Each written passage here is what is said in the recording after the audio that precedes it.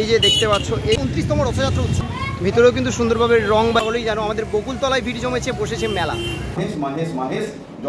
এই যে মেলা কিন্তু বসে গেছে 1 মাস ধরে। আমি কোথায় আছে সকল কিন্তু প্রভু জগন্নাথ দেবের হাত দেখা যায়। তো কেমন আছো বন্ধুরা, আমি তোমাদের সাথে সৌভিক। আমার আরও একটা নতুন ভিডিওতে তোমাদের জানাই ওয়েলকাম। আর মাঝখানে কিন্তু একটা দিন আর তারপরেই শুরু হচ্ছে কিন্তু আমাদের রথযাত্রা উৎসব। আর আমি এখন দাঁড়িয়ে রয়েছি হুগলির মাহেশে, অর্থাৎ মাহেশে এবছর কিন্তু তোমরা সকলেই জানো 629তম রথযাত্রা উৎসব। আর সেই রথযাত্রা উৎসবের সম্পূর্ণ ডিটেলস ভিডিও কিন্তু আমার চ্যানেলে আসছে। তোমরা কিন্তু সকলেই জানো এবছর কিন্তু শ্রীরামপুর মাহেশের রথযাত্রা কিন্তু 629তম, আর সেটাই আমি সম্পূর্ণ ডিটেলসে দেখাবো। আর আমি কিন্তু এই মুহূর্তে দেখতে পাচ্ছ সেই রথ, তার সামনে কিন্তু আমি দাঁড়িয়ে রয়েছি, আর রথ কিন্তু সুন্দরভাবে সাজানো চলছে, সেটাও আমি দেখাবো। আর এই যে আমার পেছনে কিন্তু মেলা বসছে, এখন একটা ট্রেন্ডিং গান চলছে, তোমরা সকলেই জানো আমাদের বকুলতলায় ভিড় জমেছে, বসেছে মেলা। আমাদের মাহেশেও কিন্তু প্রতি বছরের মতো এবছরও মেলা বসে গেছে, যেটা কিন্তু চলে 1 মাস ধরে। আমি সেটাই দেখাবো যে মেলা কতটা বসেছে বা কী কী সমস্ত রয়েছে, কোথা দিয়ে আসবে, কিভাবে আসবে, বা রথযাত্রা কবে থেকে শুরু হবে, সেই সম্পূর্ণ কিন্তু এখন আমি জানাবো এবং ঘুরিয়ে দেখাবো। আরও একটা কথা, আমরা জানি 15 দিন আগে কিন্তু প্রভু জগন্নাথ দেবের স্নানযাত্রা উৎসব পালিত হয়েছে, আর 15 দিন ধরে কিন্তু প্রভু জগন্নাথ দেব জ্বরে পড়েন। তো আজ কিন্তু জ্বর থেকে সেরে উঠেছেন প্রভু জগন্নাথ দেব। মন্দিরে ভক্তদের প্রচুর ভিড়, সেটাও আমি দেখাবো। আর সকাল থেকে কিন্তু প্রচুর ভক্তরা আসছে, আমি জগন্নাথ মন্দিরে গিয়েও দেখাবো প্রভু জগন্নাথ দেবকে কত সুন্দরভাবে কিন্তু সাজিয়ে তোলা হয়েছে। আর বাকি সব কিছু দেখাচ্ছি, এবার দেখতে থাকো তোমরা পুরোটা। এই মুহূর্তে কিন্তু আমি দাঁড়িয়ে রয়েছি মাহেশের সেই রথ, ঐতিহাসিক রথ। আর এবং রথটাকে কিন্তু কত সুন্দরভাবে সাজানো হয়েছে আমি পুরোটা তোমাদের ঘুরিয়ে দেখাবো। মানে সুন্দরভাবে কিন্তু রং করা হয়েছে পুরো রথটাকে, আর আরও সুন্দরভাবে কিন্তু আমি দেখাবো। ভিতরে কাজবাজ চলছে, আর এই হচ্ছে কিন্তু সেই মেলা। কিন্তু মেলা কিন্তু অলরেডি বসে গেছে, আর এই সেই কিন্তু প্রবেশদ্বার মাহেশের। আর ভিতরে কিন্তু মন্দির রয়েছে, সম্পূর্ণটাই দেখাবো। আর এখানে কিন্তু জোর কদমেই কাজ চলছে, আর বেশ বৃষ্টি ভেজা শ্রীরামপুর শহরকে একটা সুন্দরভাবে কিন্তু লাগছে। আর এই যে মানে দারুণ, ওই যে ওপরে ওখানেই কিন্তু প্রভু জগন্নাথ দেবকে আমরা দেখতে পাবো রথের দিন। আর সুন্দরভাবে কিন্তু রথকে সাজানো হচ্ছে, দারুণভাবে কিন্তু কাজ জোর কদমেই চলছে। এই যে দেখতে পাচ্ছ এই কিন্তু সেই রথের চাকা, ভিতরেও কিন্তু সুন্দরভাবে রং বা যে সমস্ত কাজকর্ম চলছে সম্পূর্ণটা কিন্তু করা হচ্ছে। তো মানে রোদের মধ্যে কিন্তু দারুণ সুন্দরভাবে কিন্তু বোঝা যাচ্ছে, আর দারুণ সুন্দর লাগছে কিন্তু আমাদের মাহেশের রথকে, দারুণ দারুণ। আর সুন্দরভাবে কিন্তু রং করা হয়েছে, আর এদিকেও কিন্তু সব কিছু রেডি, মানে আলাদা একটা এক্সাইটমেন্ট রয়েছে। দেরি করবো না, আমি কিন্তু এখন সরাসরি চলে যাবো মন্দিরে। মন্দির ভিতরে কী হচ্ছে তোমাদের দেখাবো, চলো। আর প্রভু জগন্নাথ দেবকে দর্শন করাবো। এই যে মেলা কিন্তু বসে গেছে, আর এই যে মন্দির কিন্তু দেখতে পাচ্ছ খুব সুন্দরভাবে কিন্তু দেখা যাচ্ছে। আর আরও একটা জিনিস, প্রভু জগন্নাথ দেবের নবযৌবন উৎসবের দিন কিন্তু প্রভু জগন্নাথ দেবের হাত দেখা যায়, অর্থাৎ প্রভু জগন্নাথ, বলরাম এবং সুভদ্রা তিনজনের কিন্তু আজকে হাত দেখা যায়, সেটাও আমি দেখাবো। এখন কিন্তু আমি যাচ্ছি মন্দিরে, আর মন্দির চত্বর কিন্তু বেশ মানুষজনের ভিড় রয়েছে।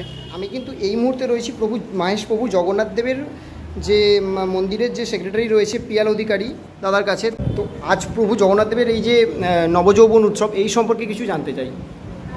আজকে আমাদের শুক্ল অমাবস্যা যে তিথি, এই শুভ দিনে আমাদের প্রভুর নবযৌবন এতদিন ধরে চলছিল অনবসরকাল। স্নানযাত্রার পরের দিন থেকেই প্রভুর দরজা সম্পূর্ণরূপে বন্ধ হয়ে যায়, ওই সময়টাকে বলা হয় অনবসরকাল। আগামী আমাদের 27শে জুন যে রথযাত্রা উৎসব, তার আগের যে দুটো দিন, এই আজকের দিনে আমাদের 25শে জুন, এই 25শে জুন এবং 26শে জুন হয় নবযৌবন এবং নেত্র উৎসব। এই দিন অভিষেক, প্রাণ প্রতিষ্ঠা, চক্ষুদান হয় মহাপ্রভুর। যেহেতু আমরা অঙ্গরাগ সাধিত করি, এই অনবসর কাল চলাকালীন আমাদের মহাপ্রভুর অঙ্গরাগ সাধন করা হয়। যিনি ভাস্কর অঙ্গরাগ সাধন করেন, তিনি খুব পবিত্রভাবে পট্টবস্ত্র পরিধান করে, মহাপ্রসাদ সেবন করে, মুখে গামছা বেঁধে তিনি অঙ্গরাগ সাধন করেন। এবং এই অঙ্গরাগ যে সাধিত হয় সব ভেষজ রঙে, কোনো কেমিক্যাল রং ব্যবহৃত হয় না।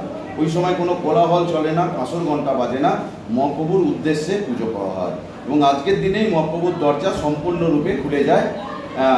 আজকের দিনে আমাদের অভিষেক, প্রাণ প্রতিষ্ঠা, চক্ষুদান হয়েছে, এবং ওনাকে স্বর্ণালঙ্কারে ভূষিত করা হয়েছে, ওনাকে পুষ্পমাল্যে ভূষিত করা হয়েছে, কান পরিয়ে দেওয়া হয়েছে, হাত পরিয়ে দেওয়া হয়েছে, ওনাকে সোনার মুকুটে ওনাকে সুসজ্জিত করা হয়েছে।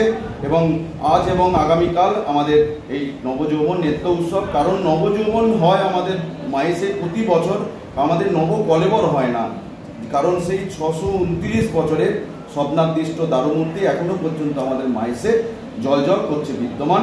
আমাদের মূর্তি পাল্টানো হয় না, এইটা নিয়েই আমরা মাহেশ আমরা বেঁচে আছি। এটাই হচ্ছে মাহেশের ঐতিহ্য।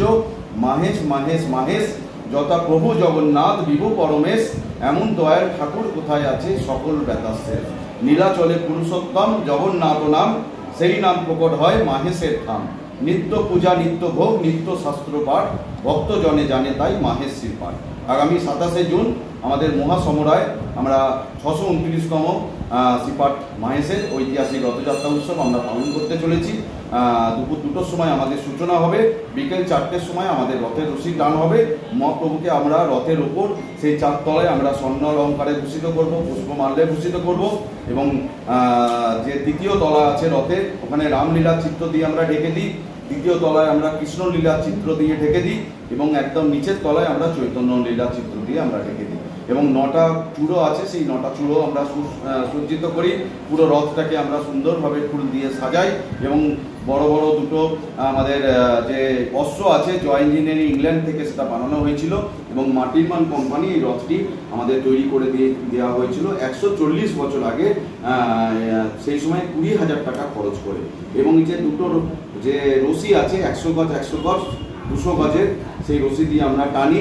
5 ফুট 4 ইঞ্চির একটা সারথি আছে, 2টো রাজ অংশ আছে এবং আমাদের বিউগল বাজানো হয়, কাঁসর ঘণ্টা বাজানো হয়, আমায় হরি হরি বল বলতে হয় সেই সময় রথের রশি যখন রথ টানা শুরু হয় এবং যখন থামানো হয় সেই সময় স্কাই ফায়ারিং হয়।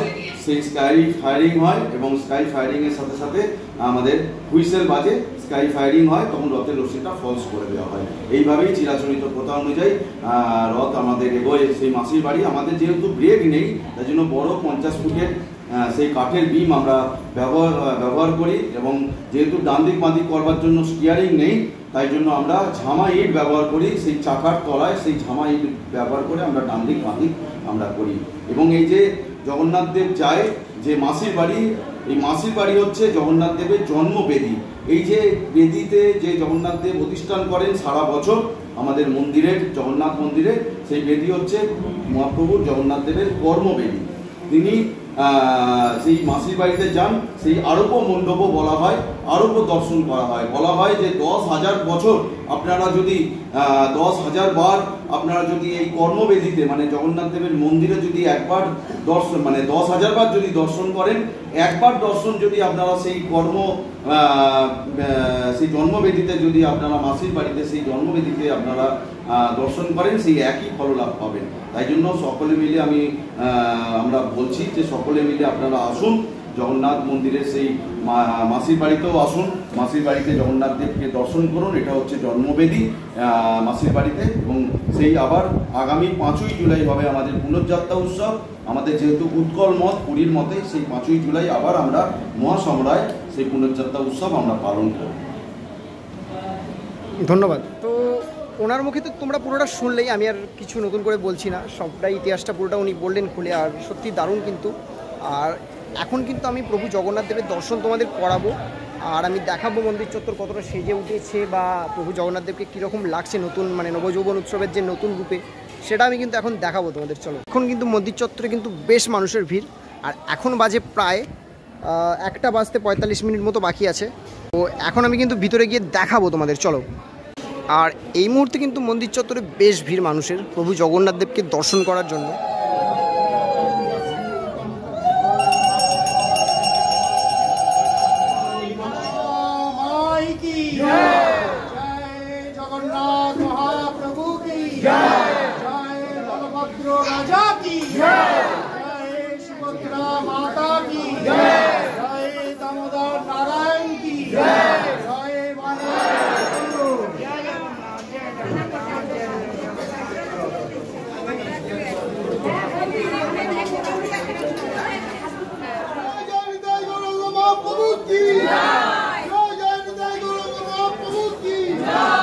চলো কিছু না বলে শুধু দেখা যাক প্রভু জগন্নাথ দেবের নবযৌবন রূপ যেটা রয়েছে।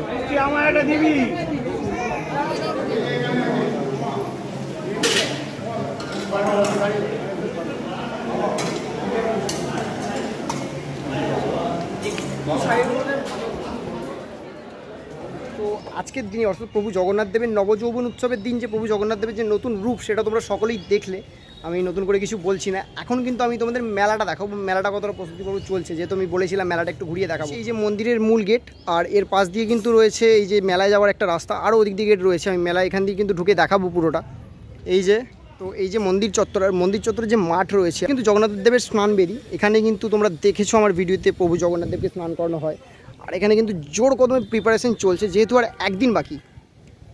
চলো, এখান দিয়ে কিন্তু একটা গেটের সামনে দিয়ে কিন্তু একটা ঢোকার এন্ট্রি রয়েছে, মানে এখান দিয়ে কিন্তু তোমরা মেলায় ঢুকতে পারবে। খেলাম তো, চলো এবার দেখা হচ্ছে কিন্তু সরাসরি রথের দিন। আর আমি আরও একবার দেখাবো, এই সেই কিন্তু রথ ধুমধাম করে কিন্তু পালন করা হবে এবারে 629তম রথযাত্রা।